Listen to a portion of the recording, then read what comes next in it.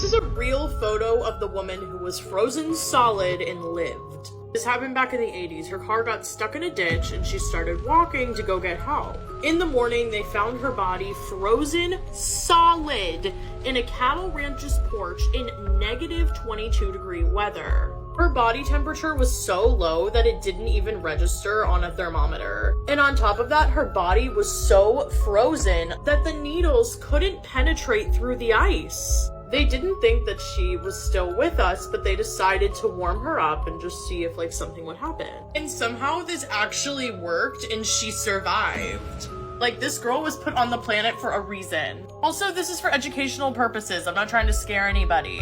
And like, she was completely fine. Like, it's like this never happened to her after. Like, there weren't any lasting side effects. I'm gonna be so real with y'all. You fell for the clickbait. This is not a real photo. It would not stay on this, like, it wouldn't stay on here if it was. Send this to a friend and see if they fall for the photo. And follow my TikTok, Instagram, and YouTube for more. It really helps when you interact.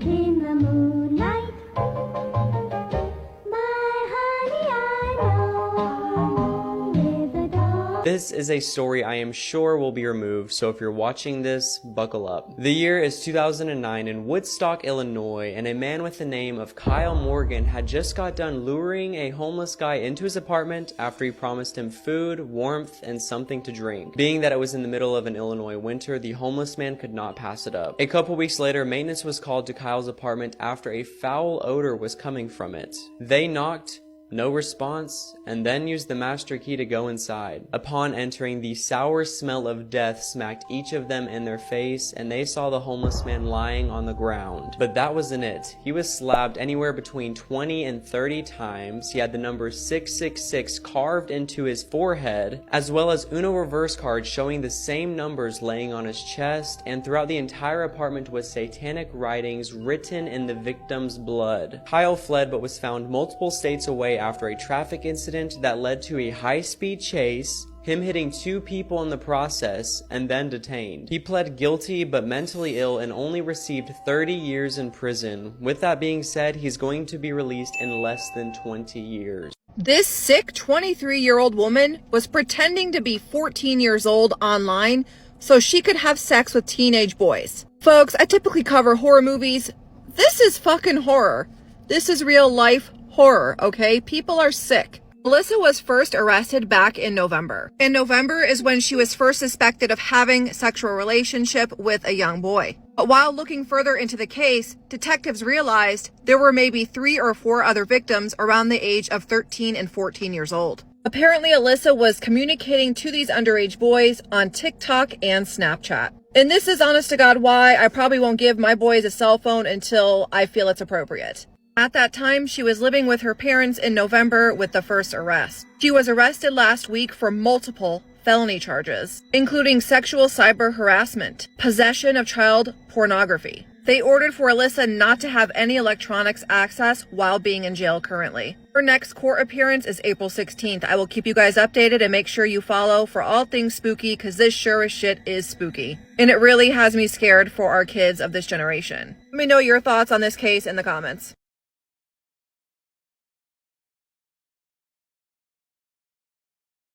The true story behind this mugshot is absolutely disturbing.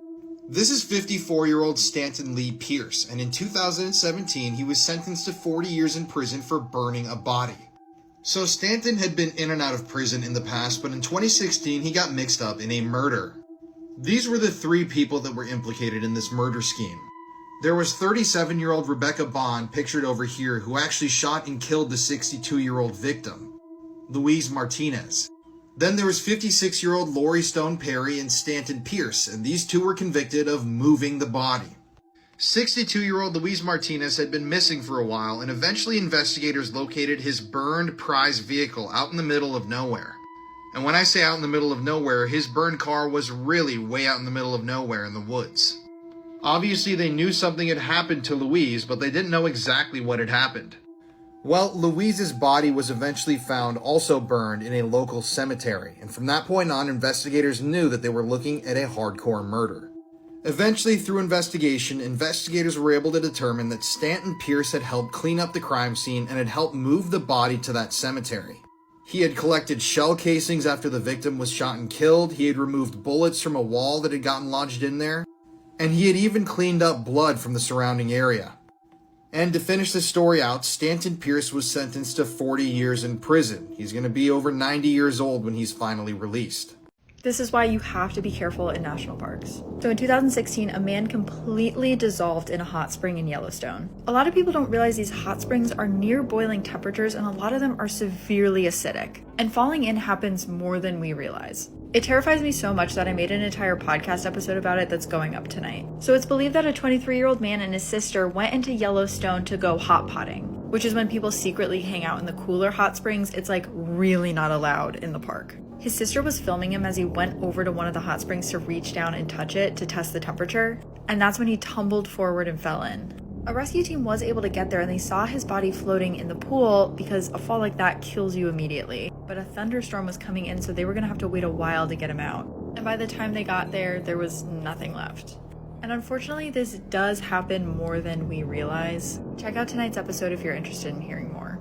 This substitute teacher was found in the back of her car with no clothes on with one of her students. This is Erin Ward. She's a substitute teacher from Nebraska. This happened on April 13th in the early hours around 1 to 3 a.m. The police got a call about a suspicious vehicle parked at the dead end of a road. At the scene, deputies found two people in the back of a gray Honda Pilot, Erin Ward and her student. The 17-year-old student reportedly jumped into the driver's seat and sped off, crashing into a yard nearby. He then got out of the car and fled on foot, naked.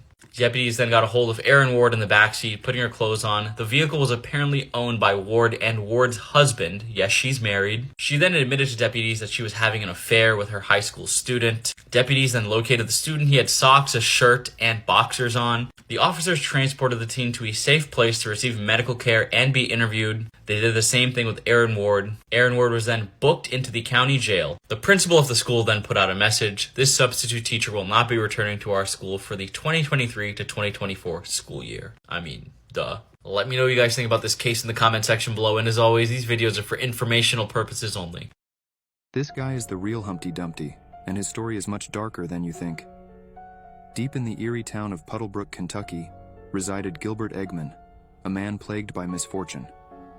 His tale took a sinister turn when he joined the construction crew. Perched atop a towering brick wall on his very first day, 3 co-workers, fueled by malevolence, sent the ladder crashing down. Gilbert's pleas for help fell on deaf ears. Desperate to rescue him, the trio resorted to a crane. But destiny had other plans. The crane, guided by an unseen force, struck Gilbert, sending him hurtling to a grim demise. The town whispered of Gilbert's curse. In the following months, darkness consumed Puddlebrook.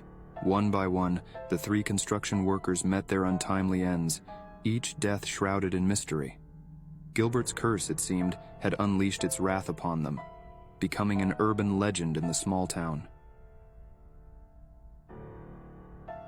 This is a good reminder to double check every single nook and cranny in your house. Because in 2019, this couple came home after a week-long vacation to see that there was a stranger living in their home. And he had most likely been living there while they were also in the house. Also, if you like these kinds of stories, you'll like tonight's episode. Upon arriving home after a week away, Josh Campbell tried the front door of his house, but there was a stranger on the inside pulling it closed.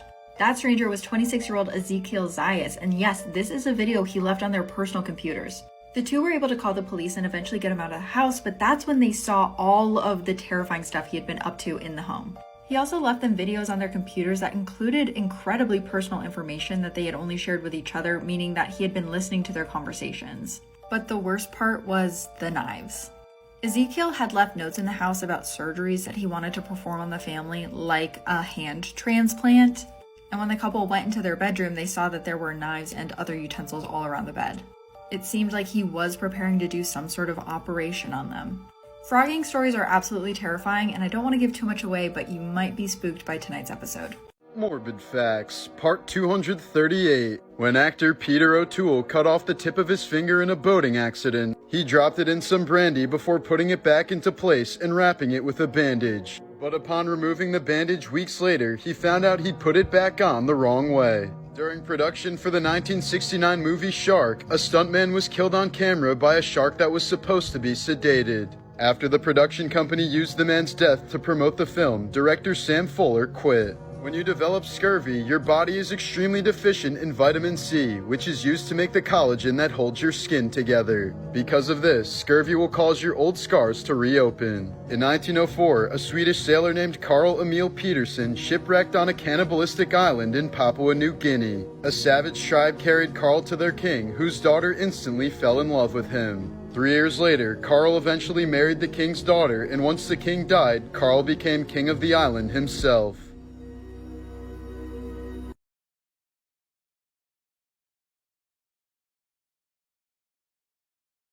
You have to hear this. Imaginary friends might not be so imaginary. A 15-year-old girl named Madison said that when she was 3, she had an imaginary friend named Kellum. Her mom, Kelly, didn't think much of it, but gradually, Kellum started to feel less and less imaginary. Madison said that Kellum was a tall man in his 40s who was always wearing work clothes. One day, Kelly caught Madison singing a song called Daisy Bell, a song that she had no way of learning otherwise. And when she asked her where she had learned the song, Madison said that Kellum had taught it to her. Kelly still wasn't spooked though, but things started to get creepier and creepier. Madison said that at first her imaginary friend Kellum was very nice, but as time passed, he wasn't so nice anymore. She said that he would start to yell at her, tap on her windows, and keep her up all night. He would always want to talk and play and would just never let her go to sleep. She became very afraid of Kellum, and she told her mom that his face just doesn't look the same anymore. She said that he started to look sick and his face became skinnier and his eyes became sunken in. All of this was very scary to her, but then one night, things escalated to a whole new level. Madison said that one night, Kellum was being very aggressive and he walked up to her and grabbed her by the wrist. She screamed for her mom and Kelly came and picked up her daughter. The windows in Madison's room were blowing like there was a big gust of wind, but to her surprise, the windows were actually closed. Kelly eventually contacted her father, who was a pastor in a Pentecostal church. He anointed the house with crosses of oil, and Kellum never came back. But that's not all. Later on, Kelly did a property search and found out that the house adjacent to theirs was bought in 1941 by a man named Callum Beasley. Morbid Facts, Part 237. In 2014, an Indian soccer player named Peter Byaksung Zula died after scoring a goal. He was trying to celebrate the goal by doing a somersault, but landed awkwardly on his neck and died in the hospital a few hours later. It's almost certain that the astronauts survived the initial Challenger explosion, only to die upon impact with the water. At least 3 of the crew's emergency oxygen tanks were manually switched on after the capsule broke apart from the rest of the shuttle. In 1950, Timothy Evans was executed for the murder of his wife and infant daughter. Evans had always insisted that his downstairs neighbor John Christie was the real killer, but Christie was the chief prosecution witness during Evans's trial and was able to sway the jury. 3 years later, Christie was discovered to be a serial killer of at least 8 people and later admitted to killing his neighbor's family. 54 years after his wrongful execution, Timothy Evans was officially exonerated. This video is so disturbing that a number of people have fell ill after watching it. Proceed with caution. That one here smells great. Which one? Smells like Mother's crazy sister cake. Oh, you think so? Yeah, I do. It smells so good. She couldn't have been that crazy. I don't think so. Oh, you don't think so, huh? No. Well, she put her poodle one time in a microwave oven to eat it? Yeah, to eat it? Oh, no. No, no, no, no, no, no, no, no, no, silly. To dry it. But it exploded. And they were both found dead. She must have been out of her head.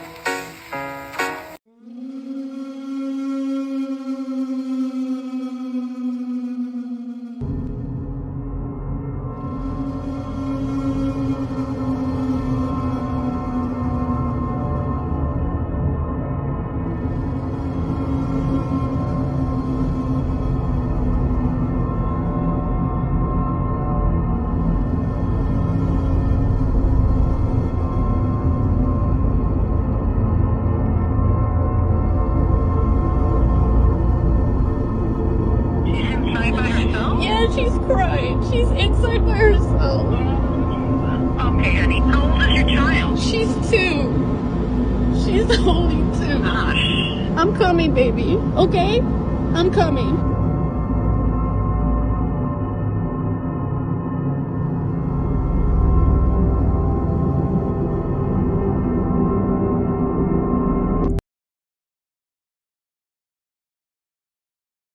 So this photo is the reason you shouldn't put your feet up on the dashboard of a car. In 2007, Granny Keeley had an airbag deploy on her at 120 miles an hour. She was sitting passenger with her feet up on the dash, and when the airbag went off, her knees went right into her skull. Obviously, this led to a brain injury. Her 2 front teeth also fell out, but she lived, thankfully. She lived without a forehead for about 2 years until surgeons fitted a ceramic forehead into her skull. She had near constant headaches and she developed gallstones because of the medication she was on. After they fitted a ceramic plate into her forehead, they injected fat from her stomach into it so it could look more natural. This is her today, so she looks very normal now. And of course, because she's in good spirit, she says her ceramic forehead is designer because it was made in Italy. She also spent a considerable amount of time educating people on why they shouldn't put their feet up on the dashboard. Because if you do, you could end up like this. And you might not be so lucky. So, if you get anything from this video, stop putting your feet up on the dash. Let me know what you guys think about this in the comment section below, and as always, these videos are for informational and entertainment purposes only.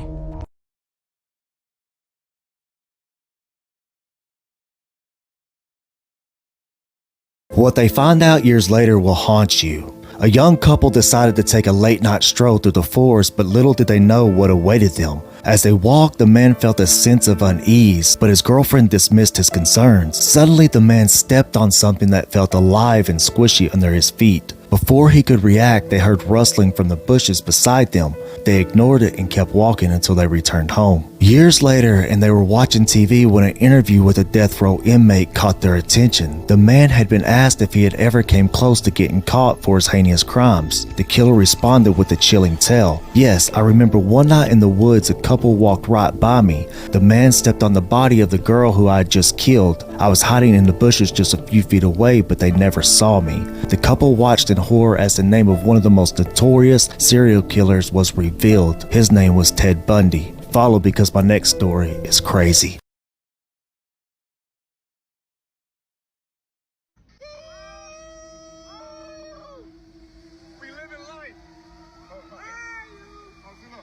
The man you saw in that video, Richard Raglin, went on to drown that day. And this GoPro footage actually captured his final moments of life. Before his death, Richard actually served in the National Guard. Everybody remembered him as having the biggest heart and being a very smart guy. However, on June 4th, 2017, a freak accident would cause Richard to drown in the water he was swimming in Georgia. To this day, nobody knows exactly what killed Richard or what forced him under the water, but his friends that were with him that day stated that he went under the water. They tried to help him, but there was no way they could get him back up to the surface. So after his death, Richard's family mourned their loss. But it wasn't until years later when a diver actually recovered that GoPro sitting at the bottom of that water. The diver's name was Rich Abernathy. He has a YouTube channel where he goes into bodies of water and dives. And he was diving in that same water in Tennessee when he came across a GoPro. And when he looked at the contents of that GoPro, the connection was made that this was Richard Raglin, the man who had drowned there only a few years prior. I'm going to play you a little bit more of that video. It is just some really haunting stuff. Being with brothers and sisters, we live in life. We live in life. We live in life. The thing is, one common goal that we all share is the same goal.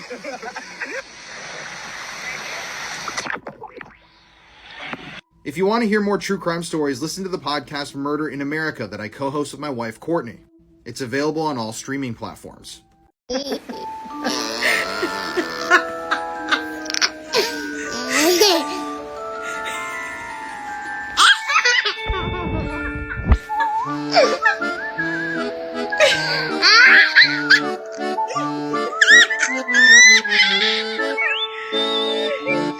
Things that are scarier at night. Corn mazes. They never bother me. I feel happy and fine. Living in the sunlight, loving in the moonlight, having a wonderful time. Playgrounds. I don't need a lot. Coffee's only a dime. Living in the sunlight, loving in the moonlight, having a wonderful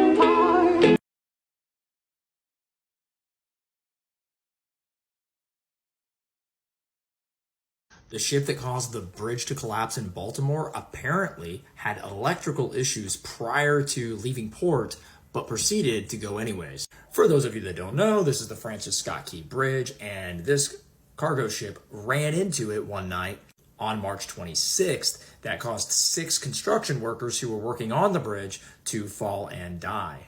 Now, initially people thought this might have been some sort of terrorist attack, some sort of EMT device, a remote control device that caused the boat to basically stop, restart, and move right into one of the pylons here holding up this bridge. But what is now kind of coming out as the FBI has opened up a criminal investigation as to see if any laws were broken, because the boat apparently, a source close to it said that it was having electrical issues while still at port, decided to leave anyways. This obviously caused the death of 6 people and a massive construction project. Now, the mayor of Baltimore actually released a statement that they had partnered with 2 law firms regarding this. They are going to launch legal action to hold the wrongdoers responsible, and will take decisive action to hold responsible all entities accountable for the Key Bridge tragedy, including the owner, operator, and manufacturer of the cargo ship. Now, the company that owns the cargo ship is Synergy and Grace Ocean,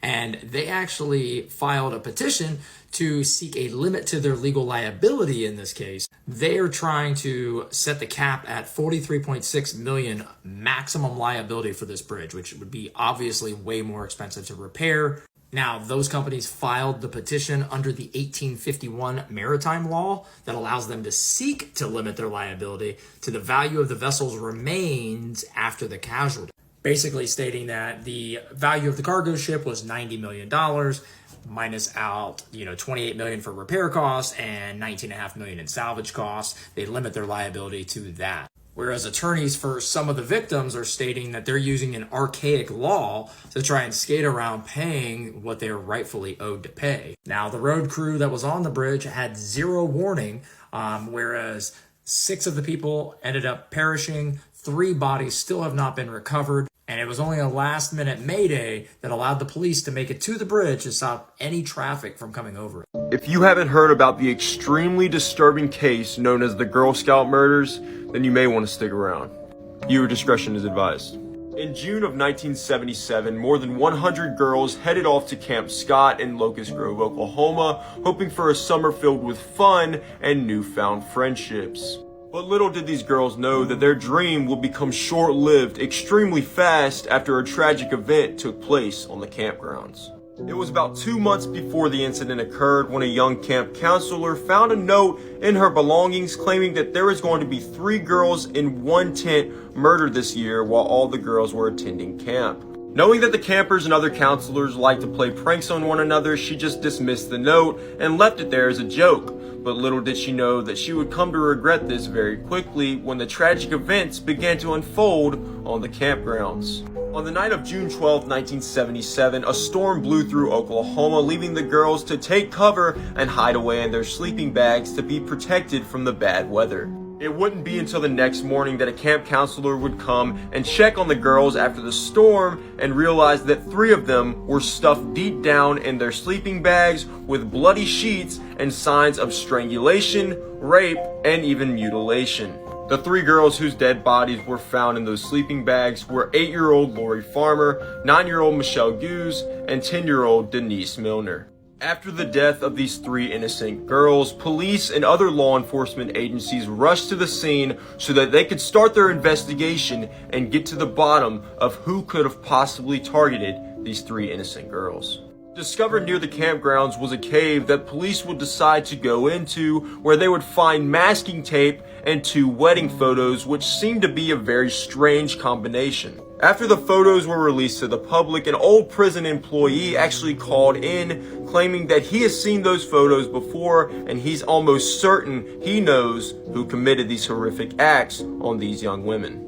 And he believed that the person behind these sick and twisted murders was a man by the name of Gene Leroy Hart, who was an escaped convict and convicted rapist back during the time of the Girl Scout murders. The crazy thing is, Hart was actually acquitted due to the lack of evidence on the police end, and he claimed that he was actually framed and that he did not commit the murders, even though there was trace evidence of his DNA found at the crime scene. And it's still unknown if Hart actually committed these murders or if he was actually just framed. And now, here in 2023, after the not guilty verdict years and years ago, there is new evidence that has arisen that Jean Leroy Hart was actually very closely linked with these murders.